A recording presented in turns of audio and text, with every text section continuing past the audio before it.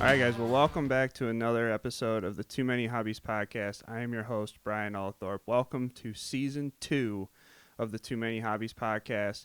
I wanted to take a break from what I was doing and trying to do 2 episodes a month to bring a better production, better episodes, and be able to pre-record them and release them as a season. So Season 2, this is the introductory episode. We're back. This is the new episode. And I just want to go over some things that have happened since the last episode that I released. I also wanted to build this little studio in my office with this nice backdrop that you guys can see if you're watching on YouTube. This will be kind of the new set, and I wanted to be able to do it in video form to put on YouTube, make it a little more interactive with everybody, and this will be a little bit easier for me to maintain along with YouTube and doing some other stuff. But we'll get into what has happened since the last episodes that I did. The last episodes were kind of the beginning of duck season, and during duck season I ended up moving, and so that kind of halted everything that I had set up for recording. But I think it was nice because it kind of gave me another avenue to take with this, being able to do the video aspect of it, which I'm just recording on my computer for now. This will be the same setup that I do for Zoom calls for the guests that I'm going to be having on. Tomorrow's episode that I'll be recording is with my friend Brian, and we'll be talking about some of the boat things that we've been doing and get into creating your ideal duck boat. So after you guys hear this episode, that'll be the next episode that comes out. And I think that this will make it a little bit easier to be able to set these up. I have some guests lined up that I'm really excited about. And I think that it's going to be nice to use Season 2 to showcase some people in Ohio. Ohio doesn't really have the most glamorous duck hunting, but it is a destination, especially the Great Lakes, for people to come to diver hunt. And I think that if we showcase a little bit of that, it kind of brings Ohio a little bit to the duck hunting map. That's what I've been trying to do with my YouTube videos, kind of show that while it's not the best hunting, there is some really good hunting, showcase some diver hunting, and I think that a lot of people have really enjoyed those videos, and I'm excited about being able to make more this upcoming season. So to recap last season, we ended up doing the Middle Harbor blind draw, and I think that that was a blessing in disguise for us. With me having a newborn baby, it made it a little bit easier for us to be able to coordinate hunts and not have to rely on public land like we normally do.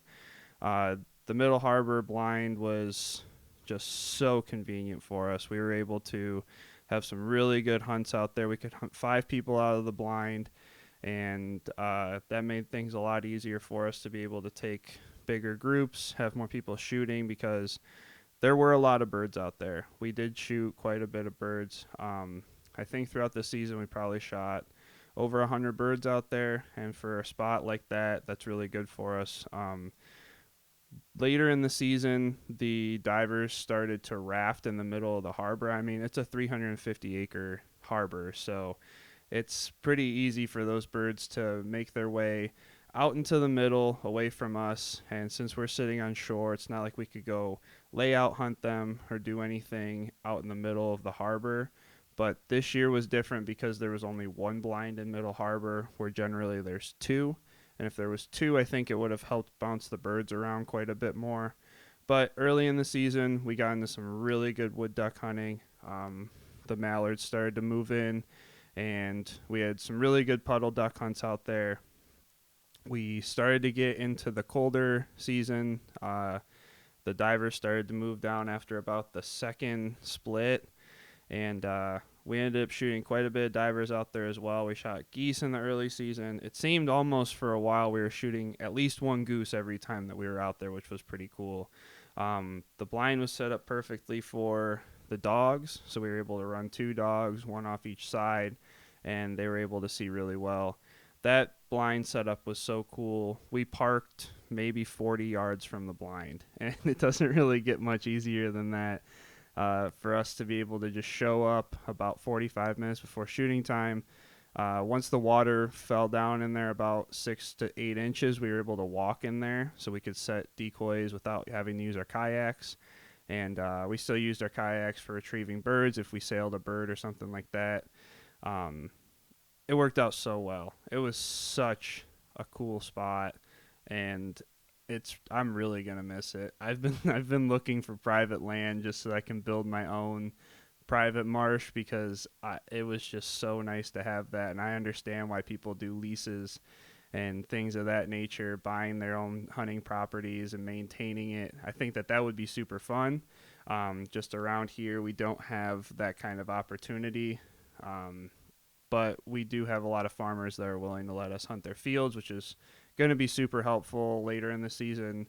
Our friend Fred let us hunt their field right in front of Ottawa Wildlife Refuge, which is going to be a major spot for us this year. I think that's going to produce a lot of early season geese, and it's going to be a really, really fun place to hunt.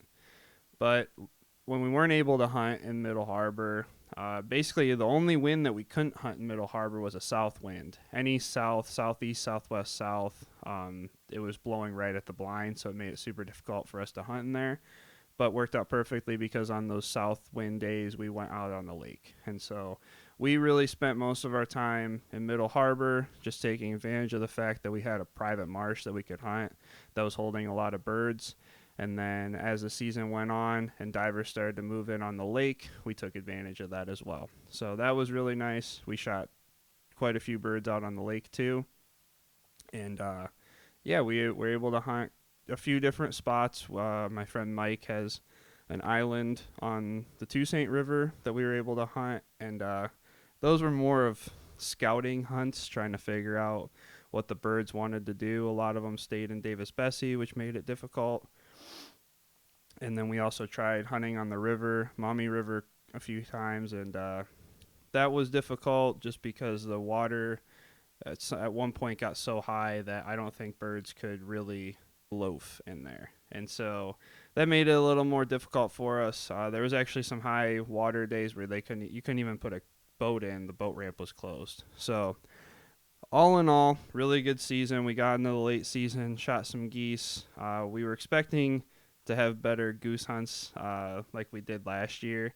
But some of the spots that we were hunting last year, all iced over. We had a really big freeze come through like the middle of January, and it kind of stuck around until about the end. So we were field hunting a little bit. We had one incredible goose hunt.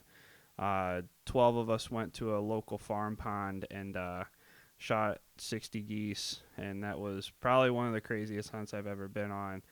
That video is going to be released probably at the beginning of August. I saved it from last year because I still had some videos lined up from duck season, regular season, that were going through January, and I decided to keep that one to kind of jumpstart the 2022 season. So be on the lookout for that one. There's two pretty good. That goose hunt's really good, and I have another pretty good goose hunt on the lake. So be on the lookout for those.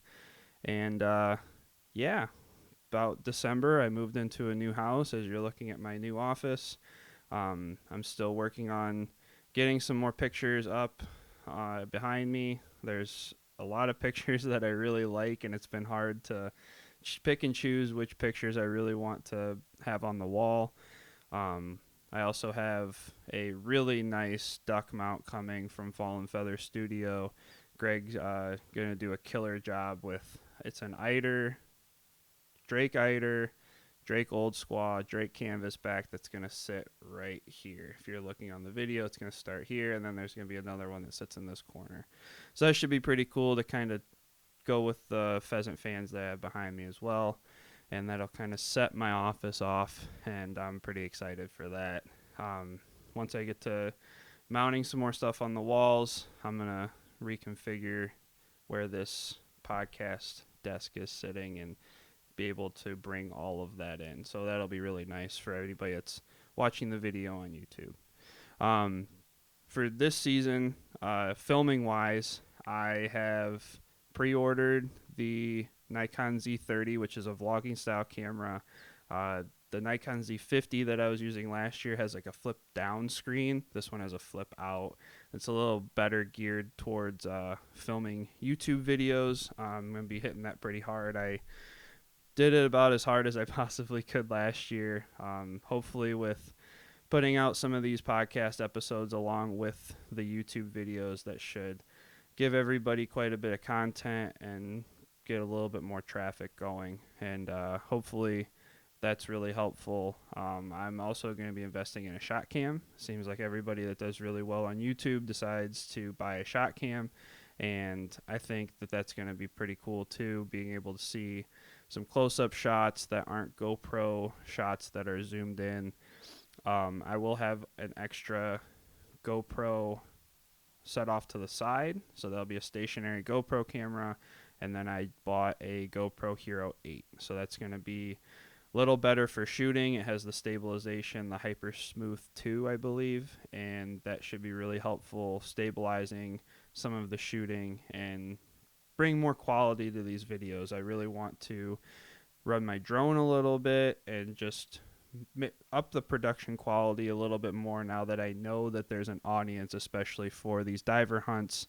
Those ones seem to get the most traffic, and I want to be able to give you guys more, and it'll also feel a little bit better for me knowing that I'm doing the best that I possibly can to make this thing work. We're about at 800 subscribers right now. You start making money at 1,000.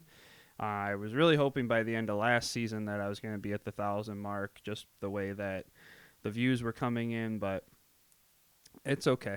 We'll figure it out and we'll get there. I'm going to have somebody do some SEO on the YouTube channel and just make sure that everything that I'm doing there is correct. So hopefully with some of these guests that I have coming on, that should draw some traffic. I know that everybody in the Ohio Waterfowl Hunters pages, they really like the stuff that I'm doing. I've talked to a few people while I'm out fishing that watch the videos, and it's really cool to run into people that watch them, and even other YouTubers.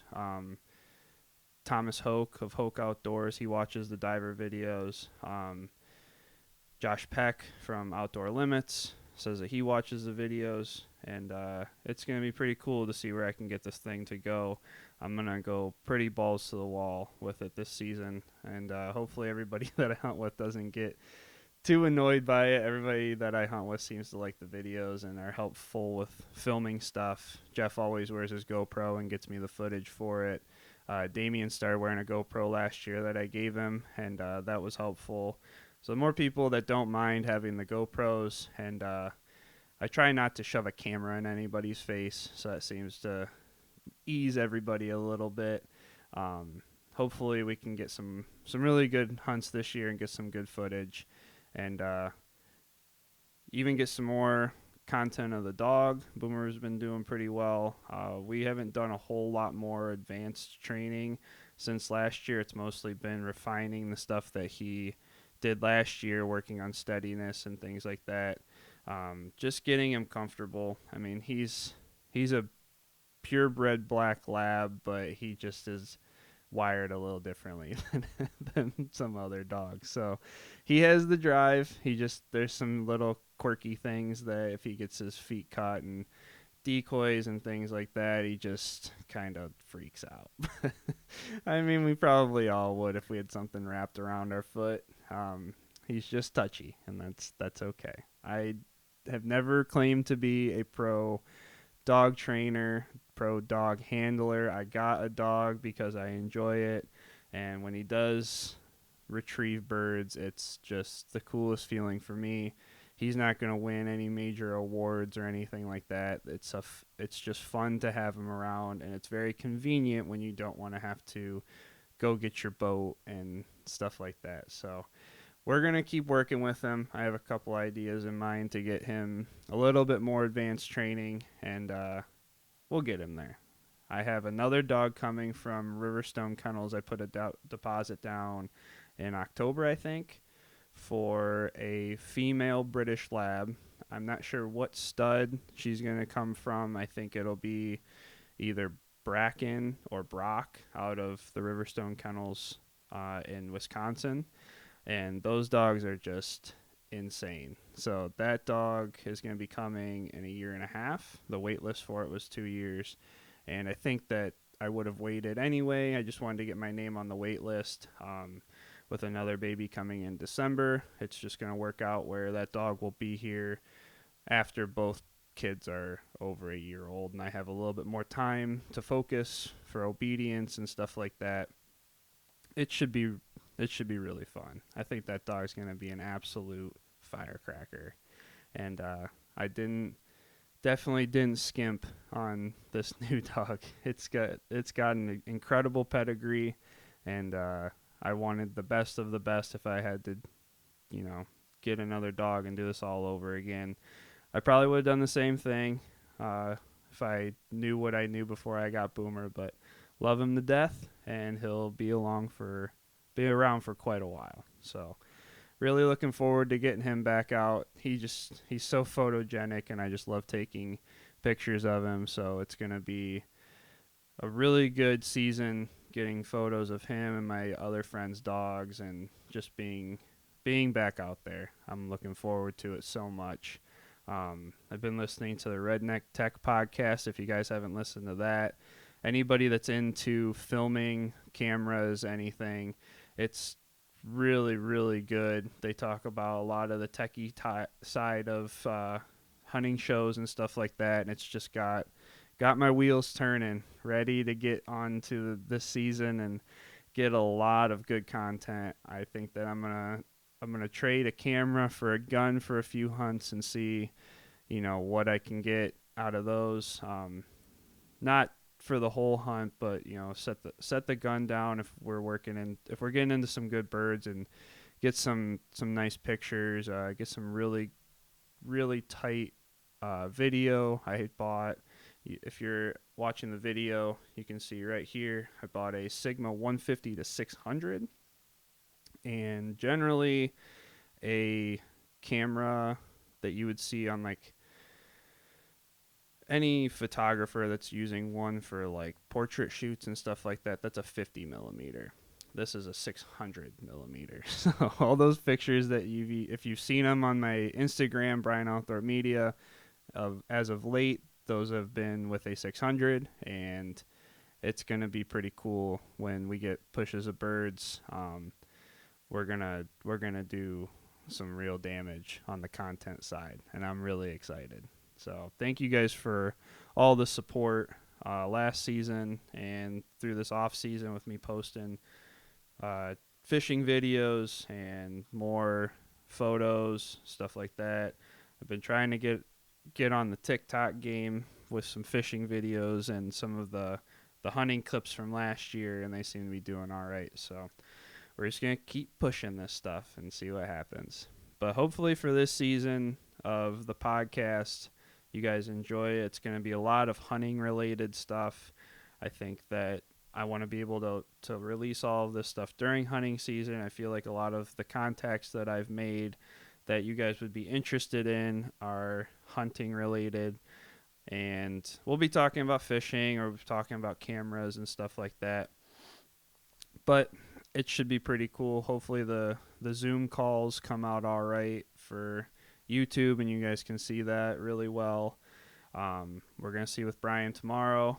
And yeah, I just wanted to come on here and kind of update everybody on Season 2. Welcome everybody back to the podcast. There's been a lot of people since I've been gone that have still listened to the episodes of Season 1 and reached out and talked to me about different topics that I covered. And I've also gotten some feedback on different topics that I can do for this season. If I'm just doing it by myself, I'll be talking about fishing, hunting, cameras, working out, which I didn't cover. But if you guys go check on the Too Many Hobbies YouTube channel, there is a walkthrough of the new gym at this house, and it is insane. The gym at my old house was dirty. It was in a basement that wasn't very well sealed. The equipment was kind of scattered just based on the layout, but our new house has such a big basement downstairs, and it's really nice. I was able to fit everything in kind of a square area, so it looks very clean. Um, if you watch the video, you'll see the power rack is in there. I've got power blocks. I have different benches. I started putting in the leg press is down there, which was an absolute pain in the ass to get into the basement because it doesn't come apart very well. Um, I did a mirror setup down there, so you guys can watch that video and see the install of my mirrors down there, which looks really nice. Uh, Everything just has a really, really clean look to it. I have recently bought a cable crossover, so that has been game changing. I love that thing. It's not anything fancy. It's a body solid, which is like your middle of the road gym equipment, and I bought it for like $200. It's so nice. It's really smooth. It doesn't have the adjustable handles. It has top and low handles, high and low handles, and I can do basically anything that I possibly need to on it. I have like probably close to 800 pounds down there, maybe more. I haven't really counted, but everything that I need to do is down there, and it is so cool. I've been doing some Jeff Nippard programs. I did his full body program, and I'm doing his bodybuilding program right now. The full body, I think it was full body hypertrophy. It was all calculated weights and stuff, and it just tore me up. I felt really good by the time that I got done with it. I think that I had moved back up into about the 520 deadlift range for reps, which was nice. But I started sleeping on my shoulder weird, and now this shoulder just hurts anytime that I do anything overhead, anything that isn't in like a bench plane, which is nice. I can still bench, but like shoulder press hurts, upright rows hurts. So I've been trying to kind of rehab that and get something that's a little less weight intensive. So the bodybuilding program is just, I think it's enough for what I need, because everything else that I do, chest, I can do most of the chest exercises, triceps, biceps, back, and legs. None of that hurts. So I don't have to worry about that. I can't really squat. I can't get my arm all the way under a barbell. So I rigged up a belt squat with a dip belt, and that's been cool. Just takes all the strain out of the shoulders, and I can focus on the movement. So that's going to substitute any of my back squat stuff. I wasn't doing front squats, so I'm not going to be substituting any of that. But there's just so much that I can do down there, and if you guys are interested in seeing that, there's a couple gym videos on the channel, and I'm hoping to do some more. I did film all of my full body hypertrophy workout, the entire 8 weeks, and it was really cool. I got a lot of good videos out of it, so I'm thinking about putting something together for that, just a recap for anybody that would be interested in it. If you are interested in it, go to the gym walkthrough video and just comment on there that you would like to see it, and if enough people are interested, then I'll put it all together. It's a lot of footage, so it'd take me a while to edit that, along with these fishing videos that I want to get out before hunting season, and then these last 2 hunts that I want to put out in August before the season starts. So hopefully you guys enjoyed this.